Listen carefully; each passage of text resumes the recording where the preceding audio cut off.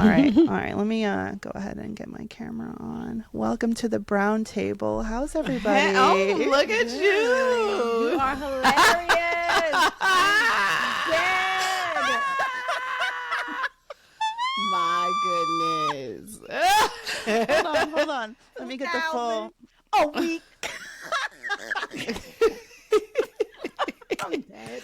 Oh my God. No, you gotta do the white. You gotta do the white, girl. No, it looks good. I knew you did it. You did the damn thing. Thank you.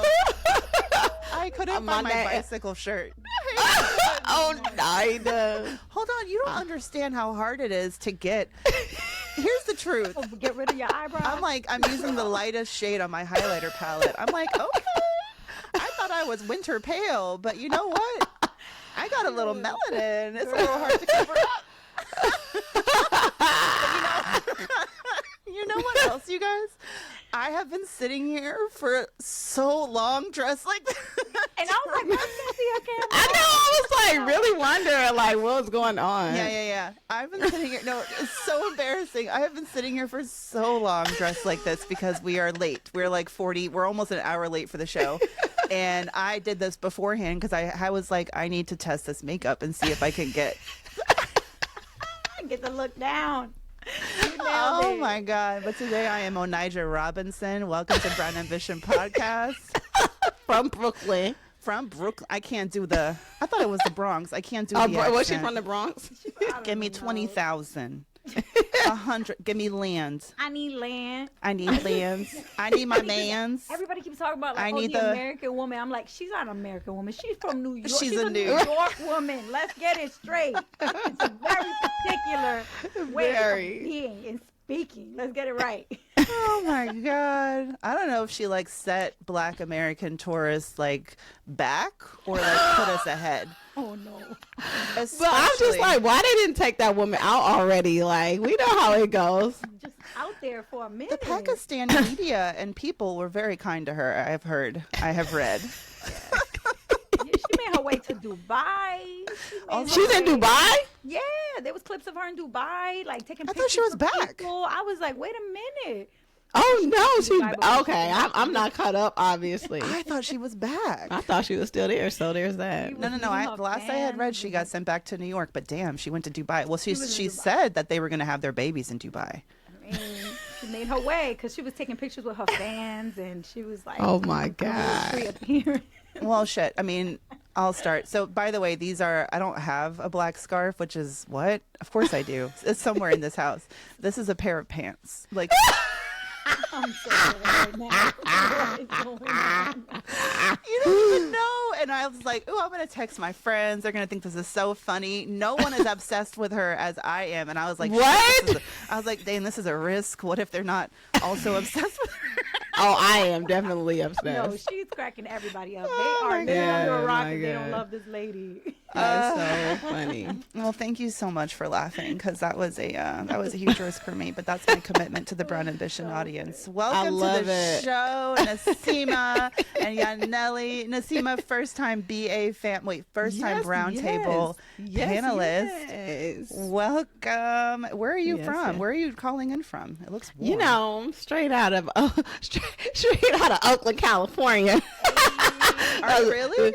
Yeah, I'm from Oakland. Why did I think it was North Carolina this whole time? Oh, I've never even stepped foot in North Carolina. So from the Bay. Okay. I'm a straight Bay Area girl. Don't mind me while I take this off of my... that eyebrow is real strong. I probably shouldn't have. Dang, see, I have like the really extra strength makeup remover, but this is. Oh yeah, that's the good stuff. Take today. It's gonna take everything off. You gotta commit. Now you have to wear the makeup. The whole that's what I use. No, to take everything. See, if we had been on time, it probably wouldn't be this cemented to my eyebrows. But y'all are gonna have to watch me take off this makeup while we talk. And BA fam, I'm gonna edit myself out of the YouTube video. Because I can't do it. I can't look at myself. It's hard to look that bad, you know. I mean, not to brag. She tried. I mean, she really is committed to that look because it does take a lot. Truly, really. And just the top eyebrows, 1/3 of her, just the forehead. That takes a lot of commitment, right there. Because now I've studied it, you know, as a it was hard for you to get that right. Artist. It really and truly was, and for it to not just like, as you can see, it absorbed into my own skin. You know, like the body just scary. It's looking a little natural. It's scaring me. Exactly. Oh my gosh. All right. Well, for BA fam, you're meeting Nasima probably not for the first time. I'd be surprised if y'all haven't watched any of her hilarious social media clips. I'm sure you do other impressive things, but I just enjoy your social media. Thank you. But will you tell BA fam all about you, Nasima? What do we got to know? Well, let me see. Besides me being from Oakland, I am a labor and delivery nurse, mom of 3 very cute girls. And, you know, I'm obsessed with just personal finance and Black maternal mortality and morbidity prevention and all of those things, and advocacy, all of that stuff.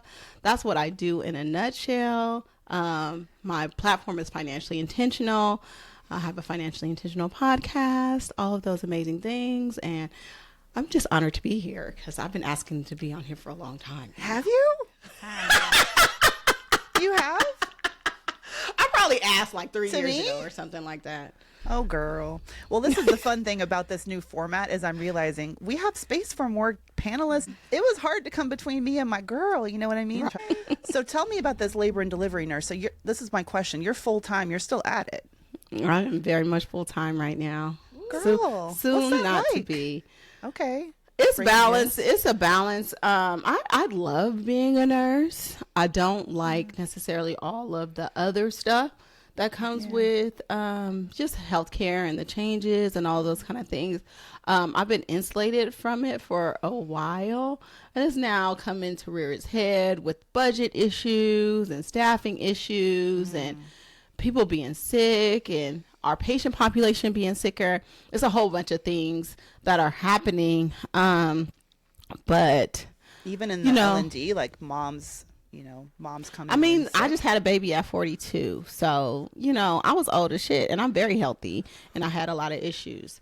So, I work in Silicon Valley where careers are prioritized heavily. So our patient population is skewing older, which means that we have a lot more issues. Oh, you mean their careers are prioritized over? Yes, over. All of our patients are older. Most of our patients are advanced maternal age. Most of our patients have at least one comorbidity. So they're diabetic, they're hypertensive. Yeah, I wasn't diabetic, but I was severely hypertensive. And I had a whole bunch of other stuff. But, so we deal with a lot with that. So that means it's not just a straightforward just delivery, right? We are turning into more med-surg ICU, which, a lot of us, depending on what kind of areas you've been trained in, may not necessarily have that experience.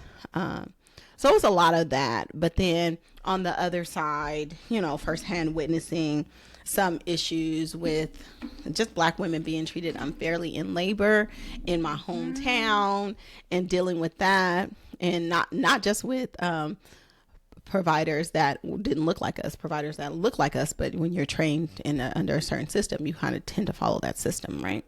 So just like dealing with those things and using my platform that I have to bring awareness to it is what I'm passionate about. And just being able to be unapologetically me, just a girl from West Oakland. I'm still very hood, but I'm still very educated. I'm still very smart. I'm still very experienced, and I talk my shit. And being able to have a platform where I can do that is very rewarding, and it's opened up a lot of opportunities for me. So, again, just honored to be here, honored to be in front of people that may or may not know me, but can see me in this light. So it's nice. Oh my gosh. Yeah. I mean, being from the Bay Area, you're actually working with that population that, like, for me, it's like the black mother mortality rates in this country. It's staggering. It's embarrassing. It's terrifying. And you've gone through it 3 times now. Now, the age ranges of your kids, how wide is the age range? They're 4 years apart. So I had my first at 33, my second at 38, and my last one at 42. However, for everyone, I was still high risk in some capacity in dealing with that. But yeah, so to experience it as a patient, to go through it firsthand, to be advocating for women, and then not being heard from that position is another situation in itself too. So it's very interesting. And just like during these times, there's a lot of like when you put things out there and you share and you try to educate people, there's a lot of backlash from people who have now been emboldened to speak up about their prejudices. So like trying people to fight like from your job. No, I'm talking about Just people online. on the trolls, online DEI hires. This is what happens when you hire a Negro kind of comment. You know, For speaking up, but you know how that goes. Hold on, Mandy. You're not Mandy is almost back, y'all. Mandy, you're good. I love the red. But you know what I want to bring up? I just read this incredible book. Anybody who is interested in diving deeper into what Nasima is talking about in terms of her passion and her work, I just read this book called Legacy, A Black Physician, Racism in Medicine. Uche. Yes. I mean, you know she was going to be on the podcast last week, but I got sick. Oh no! Yes, Dr. You Uche have to Black. have her. Yes, I know. I got to have you on the show with that now. I would love to be on there with her. The thing is, like, I love that book, but it was almost too triggering for me to read because I'm too close to it. I was gonna say, I had to pull back a little bit. Her. Yeah, I would. You got to put a warning on it because it's some doom and gloom in terms of like healthcare access for Black folks in this country, and especially as it relates to Black women with her experience. There's so much with her mother, with her personal story, giving birth, and just her work. Essentially, she's a doctor and has seen firsthand so much of what goes wrong in terms of trying to get Black folks access to the things they need and heard, and not like people just assuming, oh, you're lying or you're exaggerating or we don't have the resources to be able to offer you what you need, so we're just going to kind of let you wait around and not get the access to life-changing care that you need. So it's a lot. Yeah. But I really resonated because she's from Brooklyn. I'm from Brooklyn. She talked a lot about coming out. Like, I was just so touched. Like, my hairs were standing on end at the end. I was crying multiple times throughout the book. So I highly recommend it. Yes. Gosh, damn it. Yes. Well, BA fam, we're going to have Dr. Blackstock on the podcast. And I know I was so sad, but she's doing amazing. I mean, that book's like a New York Times bestseller, but I'm craving solutions. I'm craving real advice. I know we didn't plan. This is not on my run of show, Nasima, but I don't care. Because obviously our audience is, this is the population that you're trying to take care of. And like I've had two successful births so far. I'm thinking about my third. I'm kind of watching you to see how you're surviving. And fortunately, I have had very good experiences, as far as I know, but my older sister is in the hospital right now.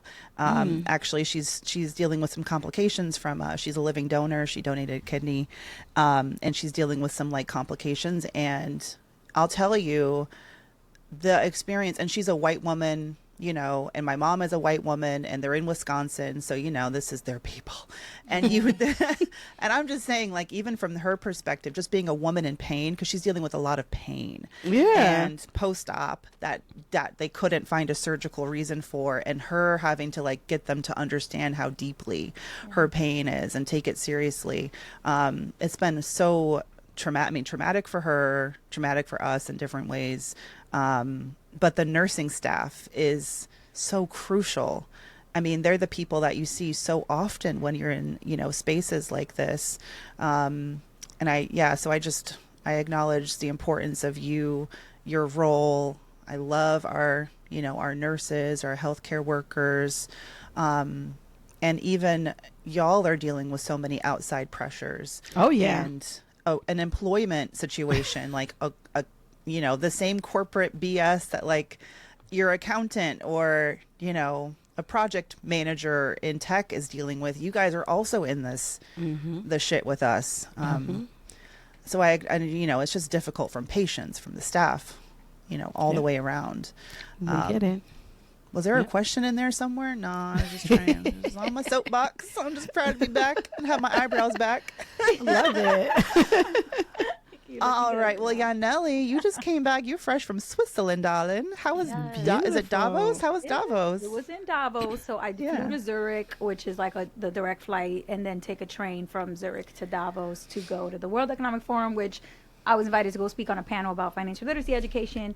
I'm surprised they care about us in Davos. You know what it is? It's like a global conference, right? So they're talking about what can we do better globally. And I do think that even though the U.S. has fallen behind in education generally, we are kind of moving up to the top in terms of financial education waves. Like not necessarily leaders in financial education results, but leaders in the wave to make it happen very quickly, because like 3 years ago there were only about 8 states that required financial literacy for high school graduation, and now there's 26. So they went and did some research like, well, how did we go from 8 to 26? We more than tripled access in the US. How did that happen? And they found out it's an organization that I work with called the Mission 2030 Fund. The reality is the work that we do is nonprofit, so it's a charity. It's a operating foundation. So the money, if there was not a very, very wealthy person who cared about this like so deeply that they were willing to put tens of millions of dollars of their own personal wealth to make it happen, guess what? It just wouldn't be happening, because there's nothing in the system creating change. There's someone with a lot of money who said, this is what I want to see happen.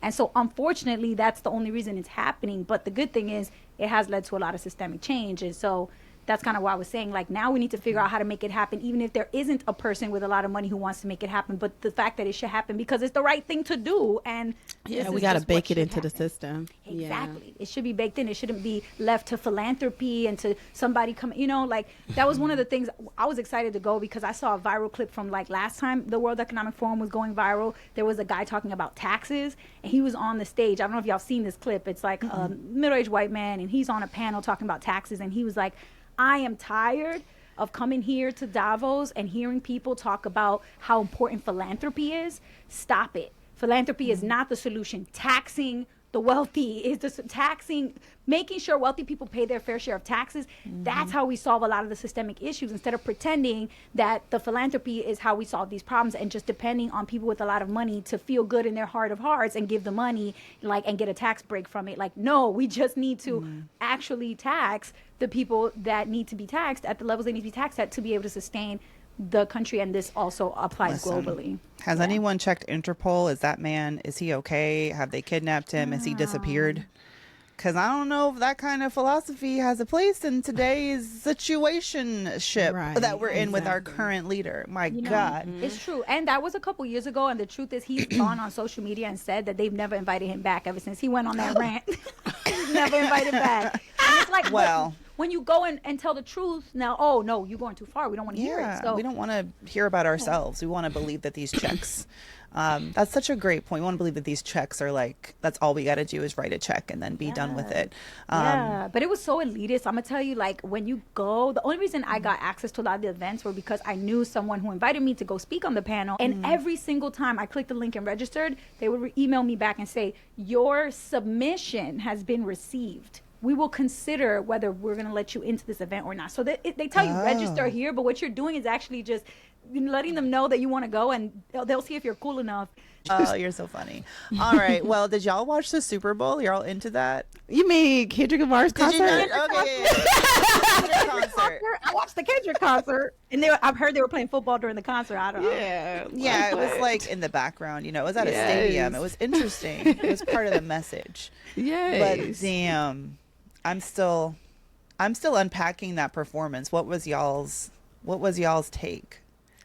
First of all, I just have to acknowledge that Oakland was heavily in the building. Okay. Bay Area culture is super influential in the hip hop world. And I just want people to put that, give us our flowers. Second of all, the messaging. Like, Kendrick Lamar is very intentional about everything that he does. And so I think it's going to take a little while to unpack all the subliminals. But I love the Uncle Sam. I like Samuel Jackson. I was so confused.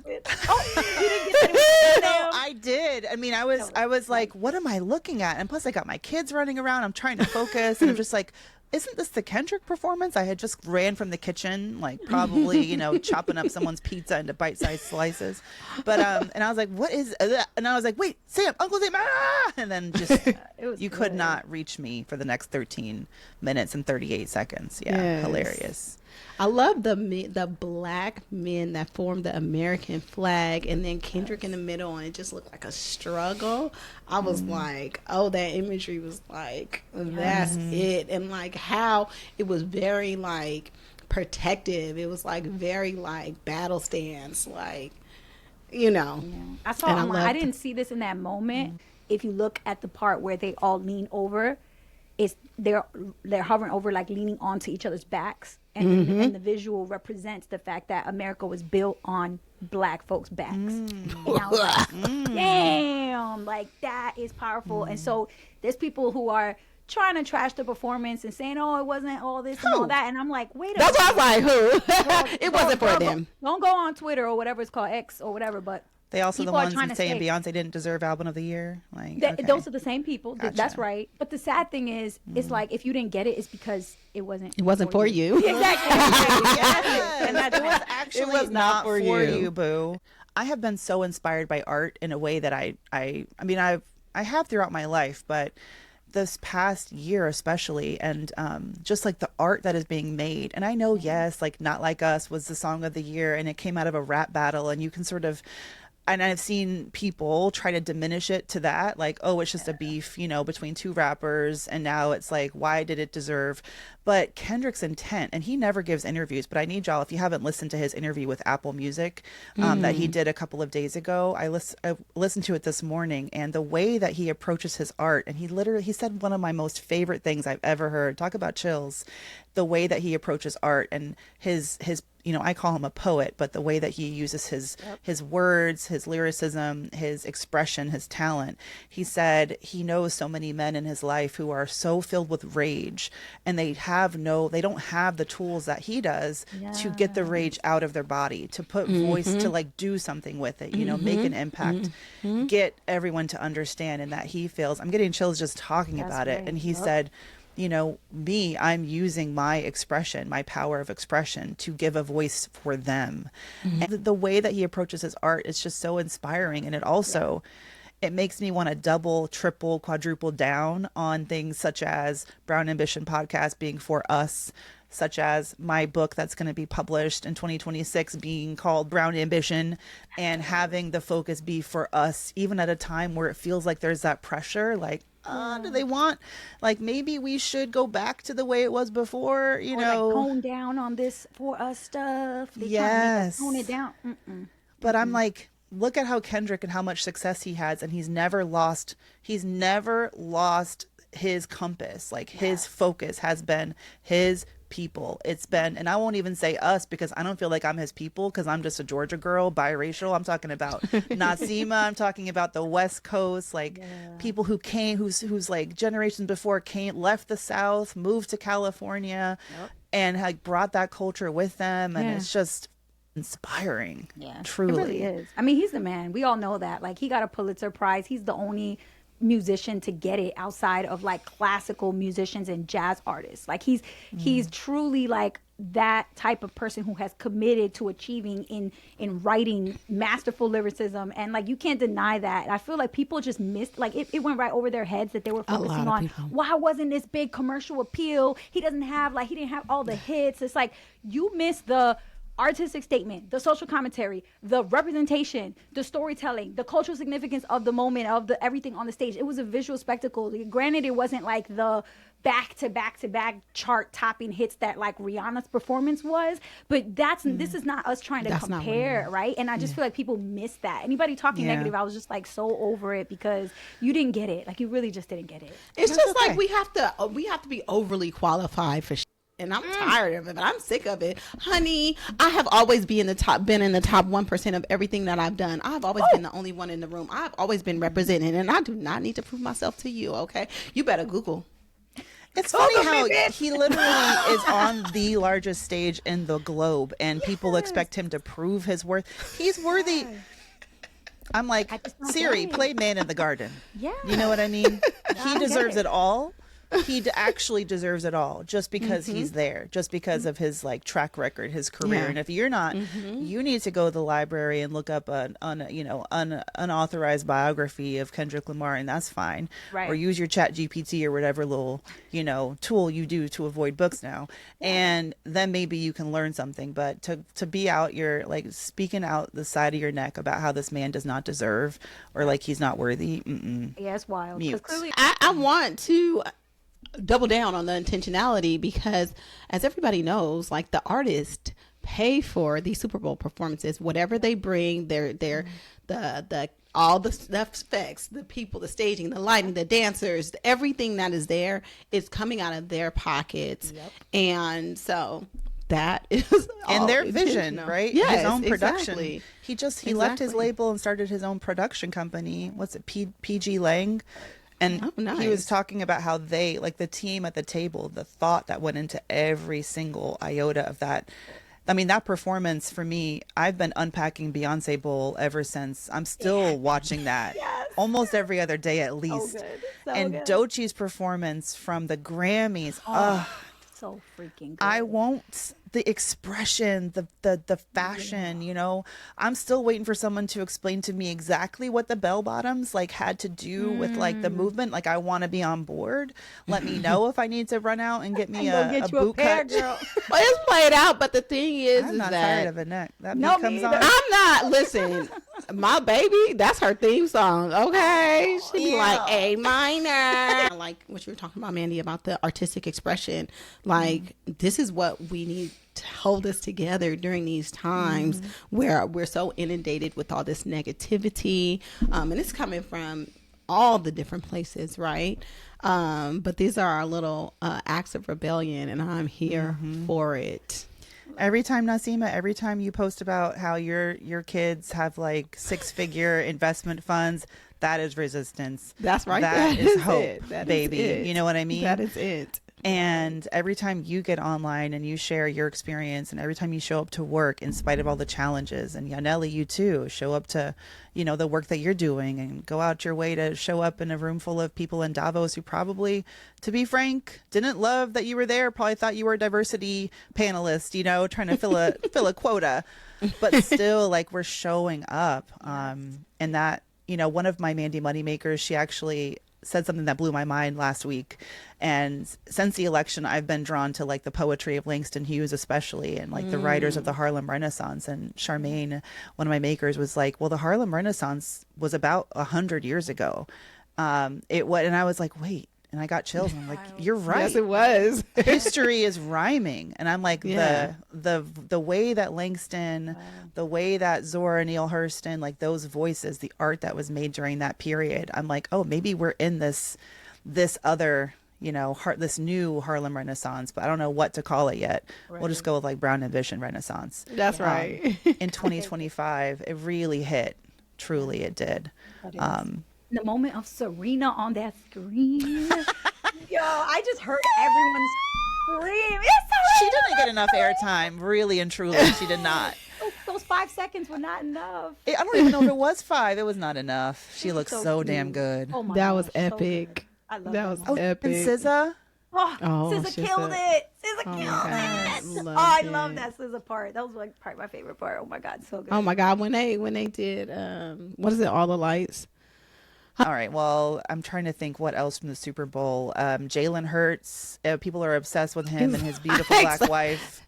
This is what y'all wanted, right? Woman team of management. That yes. Wow. The entire leadership team. They're all women. Love it. I love that. Yeah, well, now I get the hype. I really like you between him and Aaron, the guy from the Lion King movie, the new one. What's his Aaron Pierre? That's Mufasa. I just saw Beautiful Man. I didn't look into the body of work, but now I get it because, damn, I did actually watch the football.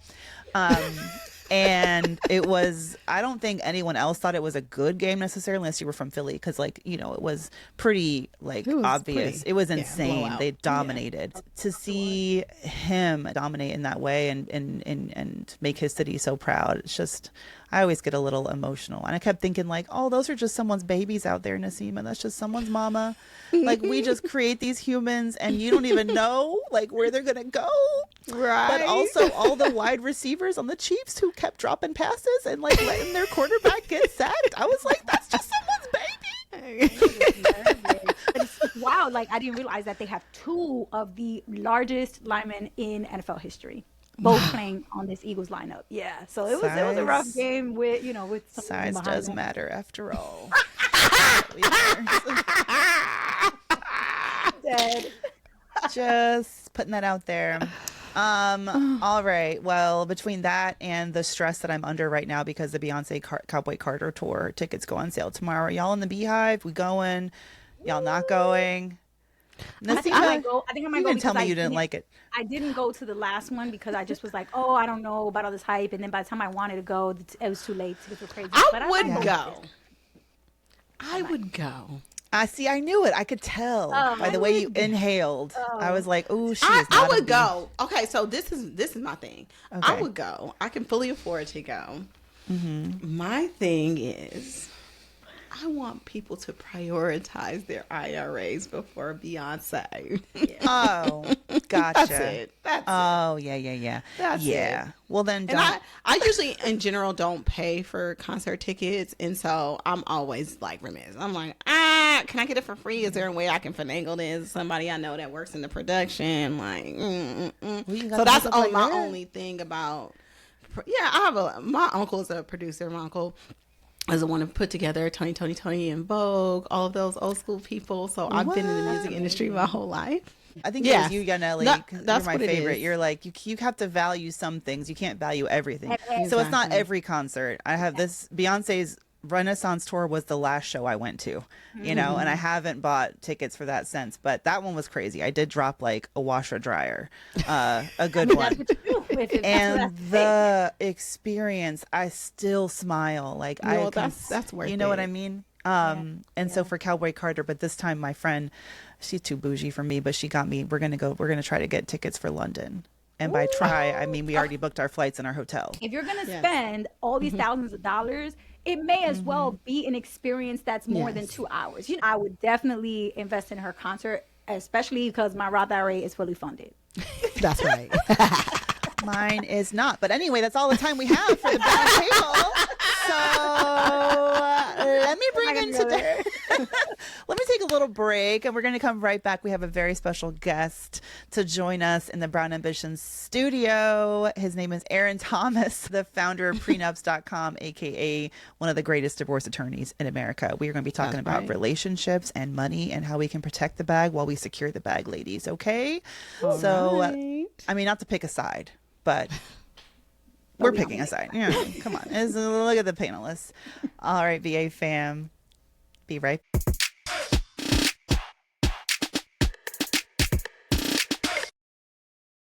All right, BA fam, welcome to the Brown Table, Mr. Aaron Thomas. I read this. You are the 3-time winner of Atlanta's Best Divorce Attorney. That's right. I mean, best in the business. Do you know what I mean? Also the founder of Prenups.com and a Harvard Law graduate. And Aaron, I just feel like you're everyone's friend. Any financial educator that I've talked to has been like, have you had Aaron on? Have you had Aaron on? Have you had Aaron on? But I'm really happy to have you join us on Brown Ambition. Finally, welcome to the show. Thank you so much for having me. I am honored and excited to be here. Is this like your time of year? Is this your time to shine? It's Valentine's, relationships. It's also like peak divorce season, apparently. Is it? It is divorce season and it is engagement / prenup season. It is both of those right now.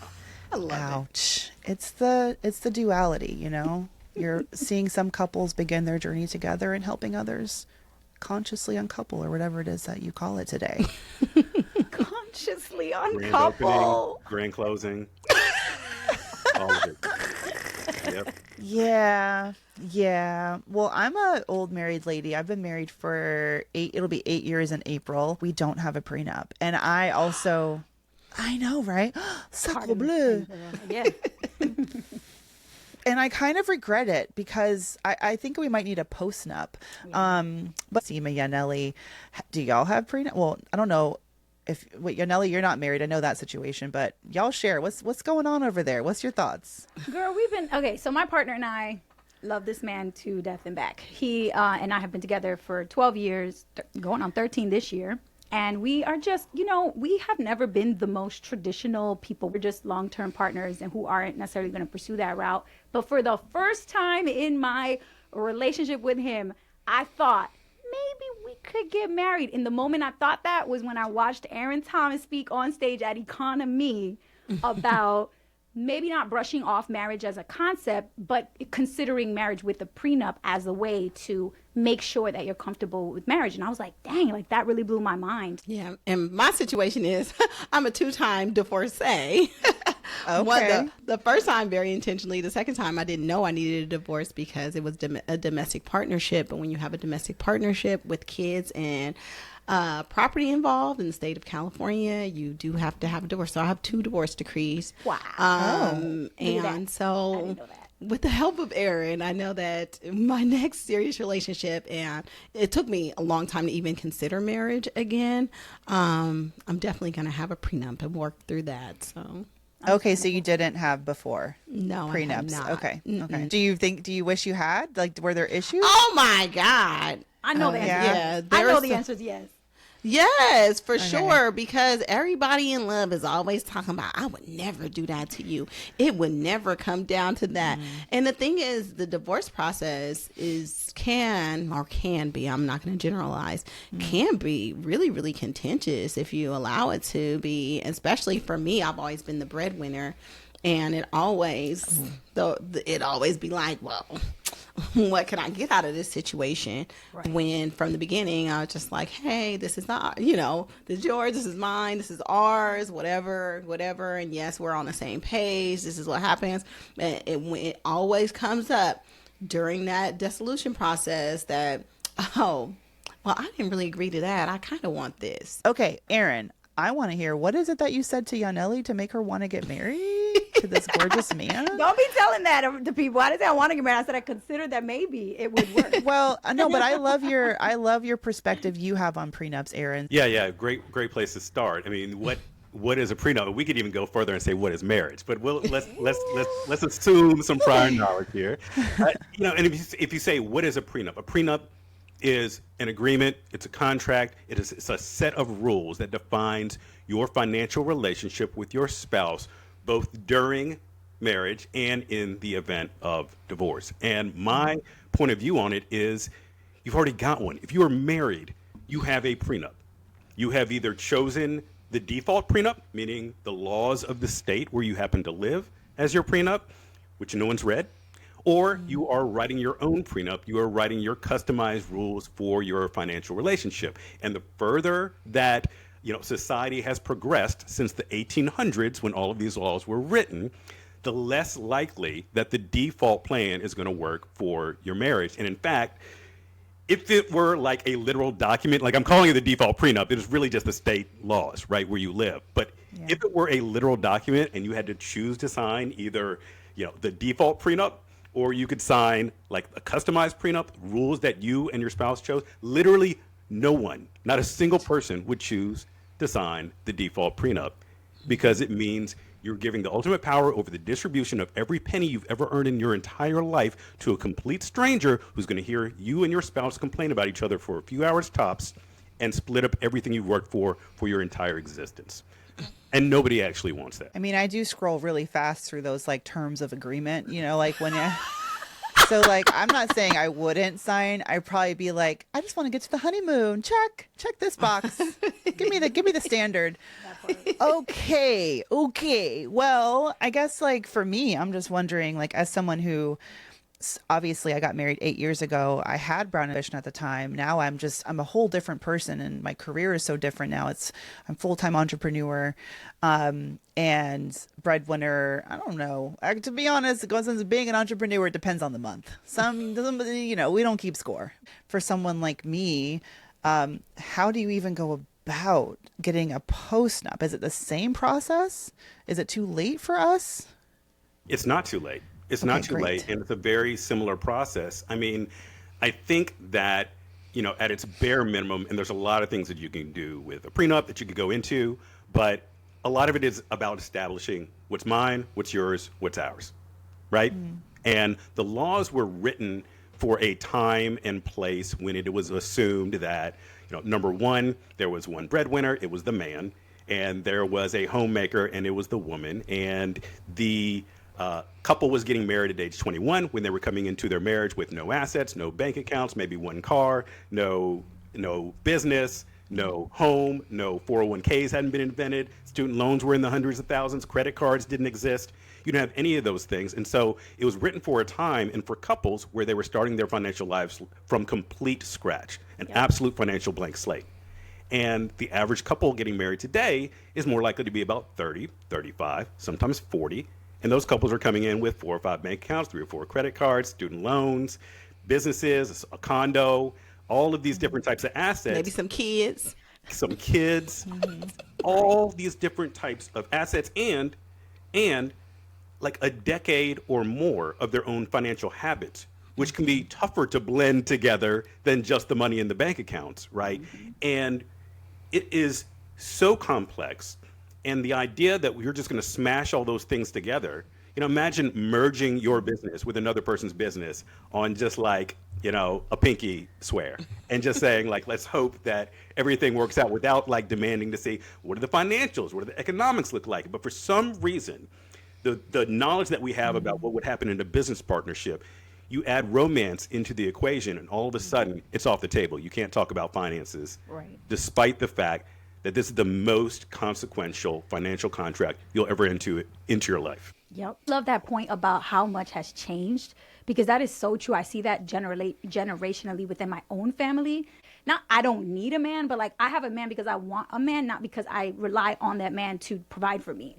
But the reality is my mother did need a man because she relied on the man to provide for her, and he did control a lot of the financial things. And I saw that in a very negative way in my home and vowed like never to let that be me type of thing. So I'm very committed to like my finances being really clean and organized and being on top of maxing out my retirement account, both my 401k and my Roth IRA, doing everything I can to generate extra income, YouTube, social media, speaking, publishing a book. Like I'm that girl, right? My 401k that I have been maxing out every year, doing my best to like hit that and like find other ways to make it work, can be taken from me in a divorce, even though it's my account with my name on it. And even though my spouse wouldn't maybe never even put a penny on it, has no rightful claim to it in terms of their name's not on it or anything, but could still take some or all of that money in a divorce.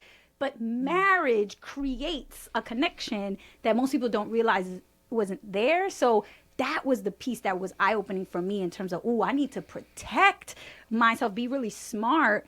And the other thing I learned from Aaron is that your businesses aren't protected by outside of a prenup. So if you have a business, like it's basically up to like what the state of what they're going to do. Like the only way you can form protection for your business is through an arrangement like this. Probably the biggest surprise for most people, and honestly 50% of my job as a divorce attorney is having this one conversation, is once you get married, your paycheck is no longer just yours. Your paycheck is y'all's. It belongs to both of you. And so regardless of how you set up your accounts. And so people are living a lie. They're living a legal fiction in their relationships because they go through them thinking what most people think. What Yanela was just talking about, it's intuitive. If the account is in my name, it belongs to me. If the account's in your name, it belongs to you. And if it's in both names, it belongs to both of us. That rule that applies for ownership in literally every other aspect of our lives is out the window when you get married. And so then people spend 20, 25, 30 years under this assumption that the retirement account belongs to them, or the rental property where they've been paying the mortgage on just belongs to them. And they sit in my office and they say, what do you mean she wants half of my retirement account that I've been contributing to since before we even met? What do you mean he wants half of the property, half of the equity in the house where I've been the only one paying the mortgage for the past 15 years? And now he wants to come in and take half of that? And I have to say yes, because you were paying it with the money you earned during the marriage, which under the law, unless you have a prenup or postnup that says otherwise, is joint money. And so people have made their entire life decisions, career decisions, right, business decisions based on this thing that is false. right? And so there's this disconnect. Whenever you hear somebody say like, "Oh, I went through a divorce and I got absolutely screwed by the court," what actually happened is By the court. your perception of what your marriage meant ran up against the legal reality, right? It's me. I'm people. I'm squirming inside of my. But what about love? Don't you see my shirt, Aaron? You know, you missed it, but I was the most optimistic pop culture icon ever, the American woman in Pakistan earlier. And she, you know, sure, she used a filter to shield her identity and present herself as a blonde woman to a 19-year-old in Pakistan who she like entrapped in a marriage that wasn't like legit and all of that. But she really just like put her heart on the line. You know what I mean? And I think she's also an example of like, maybe she should have had a prenup. Do you know what I mean? Like she wouldn't have had to be like, Pakistani government, give me 20,000 a week. So I guess like, I'm just holding space for the people because I am the people. I am. And I just feel like you're yelling at me and I don't like it. But I appreciate it. We all started as this. I graduated from law school not knowing this. It wasn't until I got into family law that I realized, because it is. Is it so hard not to say unintuitive. I graduated from Harvard Law when you graduated from Harvard? Is it? Just tell me, because I don't know how that feels. Is it? I usually wait about 15 minutes before I try to shoehorn it into the conversation. But yeah, you know. I graduated from a law school like in Massachusetts. Yeah, you or- should say I went to school, you know, outside of Boston. You know. Yeah. Go ahead. Flex on it. You know, couples today, for the most part, are not combining everything into one bank account when they get married, right? Nope. They're living with separate bank accounts. And so really what we're talking about when we're saying like, get a prenup is make your legal reality match the way that you're already living. We're not talking about going out and doing something crazy, you know, like gone are the days where there is only one, you know, earner for the entire household. And so necessarily every check that the earner works has to support the entire household. People live in worlds where like, this is mine, this is yours, and this is ours. And if you want those divisions that you've set up yourself to be honored in whatever comes later, then you have to put it in your own agreement. And the default prenup, the default, your state laws are not equipped for today's marriages. They're not built for two-income households. They're not built for people who get married in their 30s. They're not built, honestly, for women that have any kind of autonomy over their finances, their life, their body. I mean, you got to think marriage has been around since like 2400 BC. And for 99% of that time since then, marriage has been a property contract, not a joining of two people. People like to talk about this like two people become one, like it's like this romantic ideal. You know what the laws used to say in the United States? Ideal. Yeah. The woman ceases to exist as a legal entity, and she is incorporated into that of the man. Have you ever heard like somebody say, you know, who gives this bride away at a wedding? Yeah. You know, it seems a little weird that the bride is something to give away. I mean, you ever heard like, I now present to you Mr. and Mrs. John Smith? Why did her name disappear? From it? I think I'm realizing is that I thought because I'm so independent and knowledgeable and because I have my own money, that a prenup was like less necessary for me. That in retrospect sounds absolutely idiotic. I recognize that. However, I think that's a mindset I had was like, I'll be fine. Cause like, I got my own and I know what to do. And if it comes down to that, like I'm going to hire a banging ass attorney and we'll be good. Right. Yeah.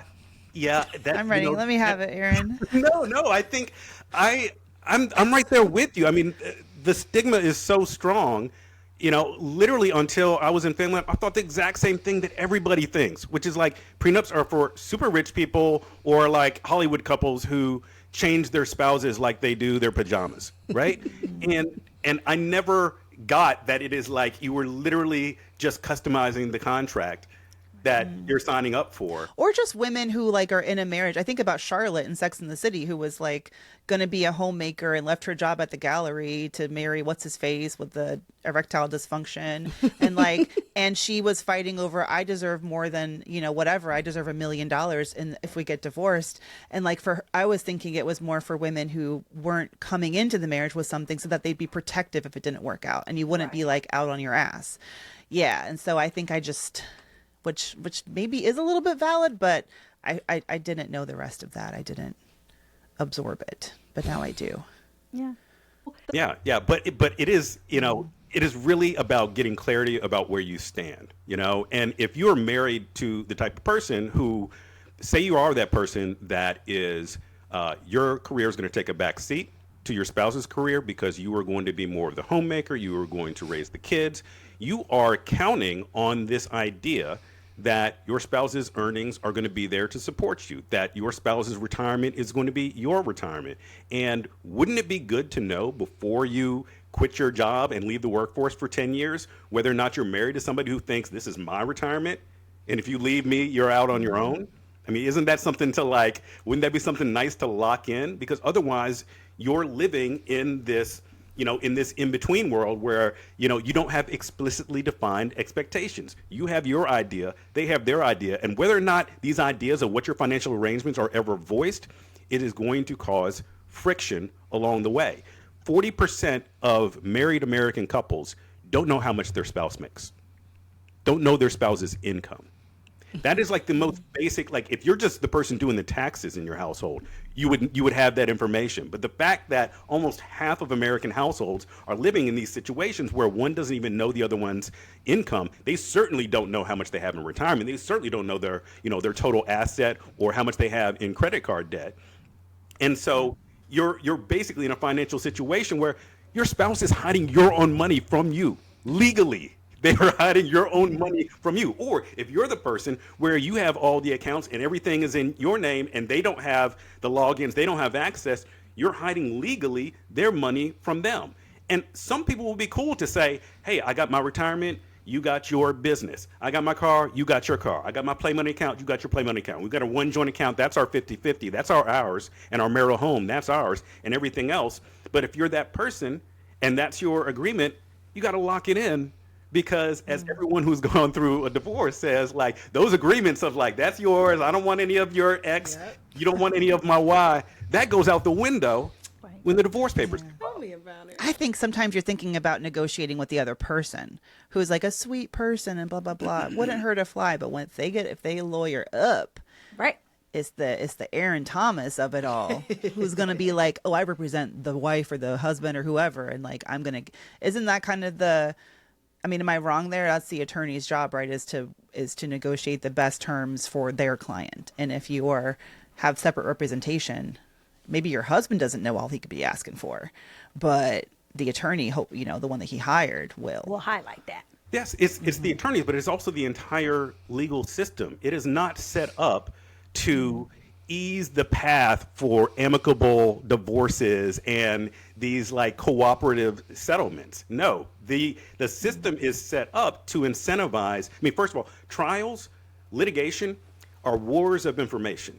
And I win my cases by having as much information about the case and having the other side know as little as humanly possible about my case. So as soon as you hire up, the lawyer is going to tell you in your own interest, don't tell them anything. Stop talking to them. Don't listen. Don't negotiate without me.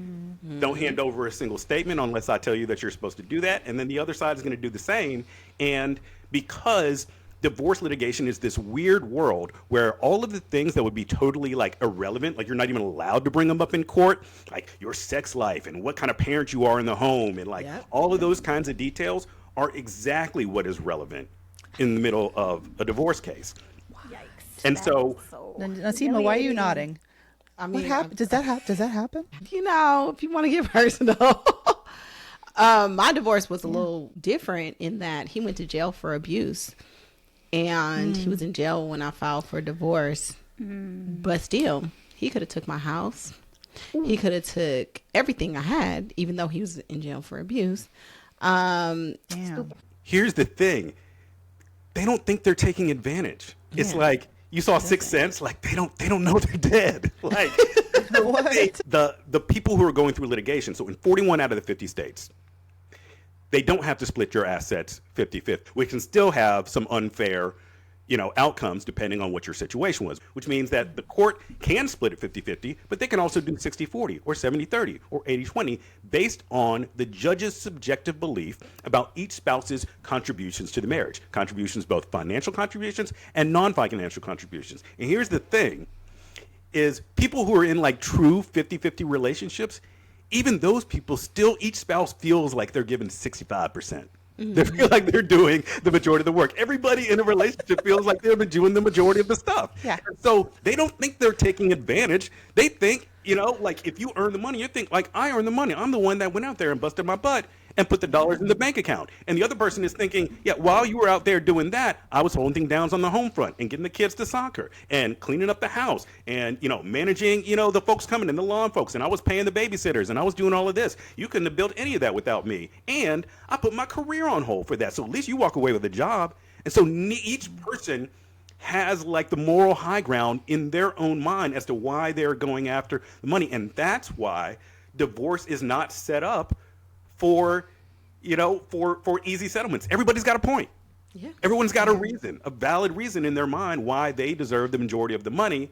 And so the only way to do it is to decide who owns what when you love each other, rather than leaving that decision to be made when you hate each other. Yeah. Ooh, that is. But Aaron, I also like your approach to prenups when you're saying it's not just about what happens in the case that you separate. It also provides a roadmap of how you're going to handle your finances through your marriage, and something that you can reference and come back to. That is, once I realized that, I was going to have a prenup. So I got married 9 years ago in April. And once I realized that I was going to have a prenup in my marriage, I started thinking, how could I take this further? Like, how could I make this into a prenup that not only, yes, obviously, I want to avoid a messy divorce case. That should not be super controversial. But what other things could I do if I'm going to go down this path? If I truly believe that discussing finances on the front end and getting on the same page of these types of things is going to be beneficial to my marriage, what would the perfect marriage look like? What could we do? And so me and my wife sat down and came up with like a list of rules. And so one of them is we have it in our prenup that either one of us can request up to 3 counseling sessions per year. There's no questions asked. There's no, what usually happens is somebody suggests counseling, but it's on the tail end of an argument. So it comes off like it's an accusation, like something's wrong with you. Counseling, you go to counseling. Well, I don't need counseling. Like something that you need, rather than something that you do as like maintenance, your annual physical for your relationship. And so we put that in our agreement. We have it in our prenup that neither one of us can spend over $500 from any joint account unless it's approved by both of us ahead of time. And that heads off at the pass, like all of these, you spent what? Wait a minute, you spent all the money from the joint bank account. I guess I'm not getting anything, I guess I'm eating McDonald's this month. Those types of arguments about like the individual expenses over the course of the relationship, and then deciding how our money was going to flow through our bank accounts. So we each have our own discretionary money that gets taken out of our joint pot every month, so that I can maintain some autonomy over my spending like I had the first 35 years of my life before we got together. And she can do the same, where she can spend her money without us having to argue about every little thing, because we have some of our own money, but we've got our joint money. And we built in annual meetings into our relationship where we sit down and talk about the finances, like taking a lot of the guesswork about what makes for a healthy relationship by systematizing it and putting it in writing on the front end of your relationship. So yes, we have a roadmap that makes it more likely that we'll actually stay together. We wrote a prenup that makes it more likely that we won't have to use it. I love that. There's two ways. Yeah. There's 2 ways to avoid a messy divorce, right? One is stay together. That works 50% of the time. And the other is to get a prenup or a postnup. And if you work on both of those together, you're really getting the best of both worlds and setting yourself up to where you're protected no matter what happens.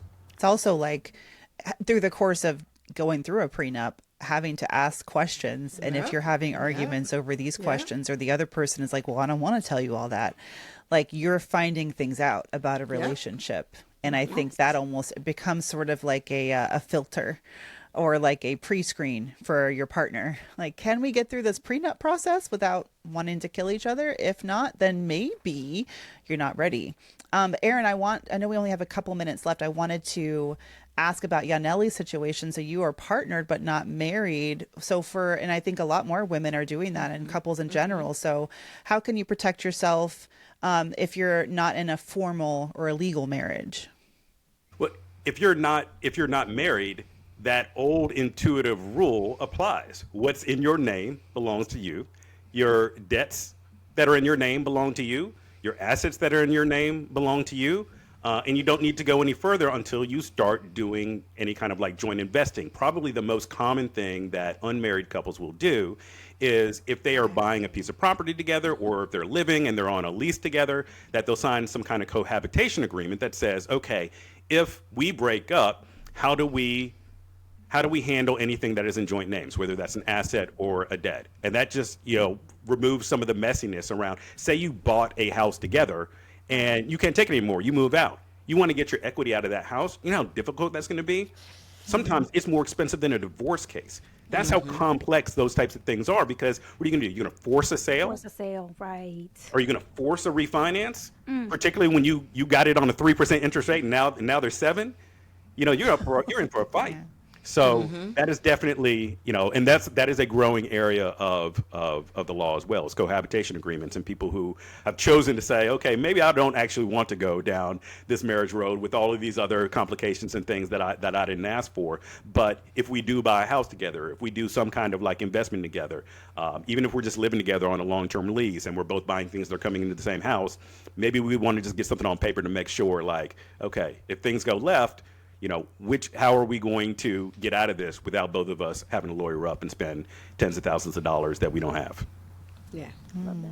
And Yaneli, why was it that Aaron, like, what did he say that had you thinking, like, okay, maybe I could see myself getting married? I mean, for me, it has always been a thing of like, my family defines marriage as like a religious ceremony.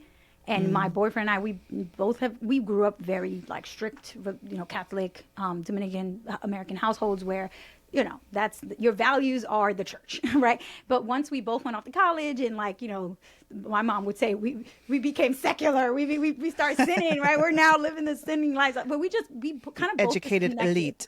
Right. We went from, the Catholic Church to my mom would say a lot of things. But anyway, the point is we kind of both disconnected a lot from like our upbringings and the religious part of our life being the core value that drives everything else, to now having very different core values, but still aligning in a lot of ways in terms of like, we understand that our parents are desperate to see us get married.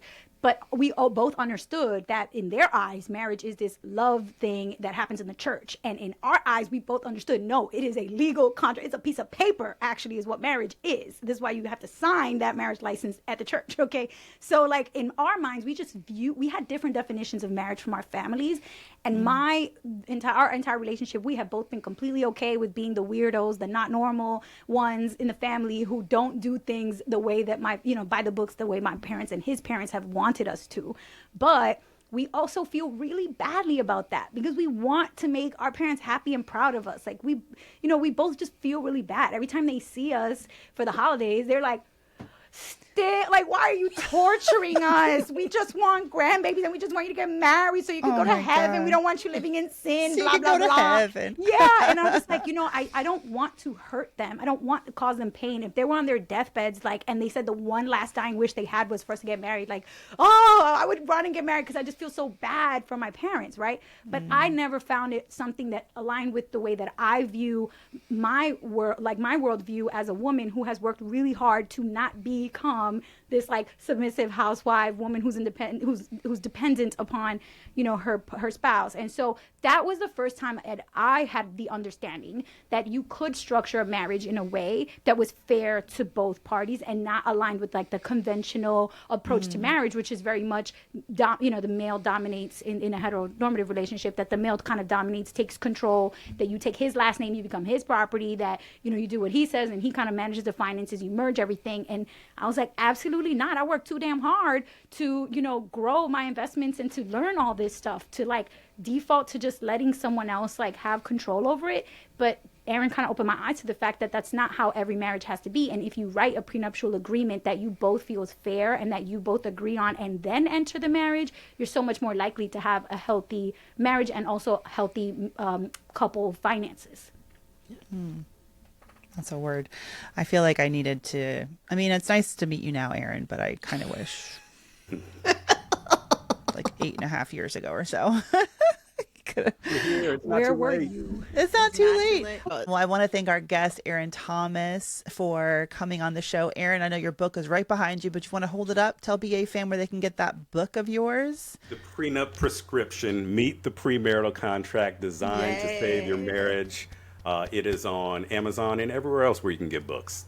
That is a beautiful cover. I love it. Thank you. Absolutely. Congratulations, 3-time Atlanta's best divorce attorney, doing big things in my home state, my hometown. To Yaneli, Nasima, thank you so much for joining me at the Brown Table, and BA fam. We will see y'all Friday for the BAQA.